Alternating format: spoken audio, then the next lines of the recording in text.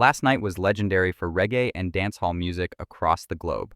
Let's start in Brooklyn, where the warlord himself, Bounty Killer, returned to the Barclays Center for the first time in 15 years and shut it all the way down.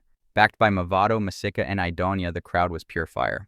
Over in Europe, dancehall ruled the stage at Summerjam Festival in Germany, where Vybz Kartel, Ishawna, Mr. Vegas, and Beenie Man took command with electrifying performances. But before Germany, Beenie Man shelled down Paris. That's right. The doctor gave France a prescription of pure dancehall energy before heading to Summerjam. The man didn't just tour, he tore down 2 countries in 1 weekend. And back home in Jamaica, Alkaline's stadium show was a full-blown moment.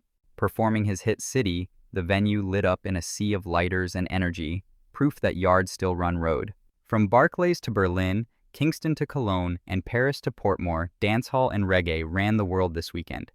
Which performance had you locked in? Who had the wickedest set? Comment your favorite moment and like, subscribe, and hit the notification bell so you don't miss the next global shelling on Sonic Snap.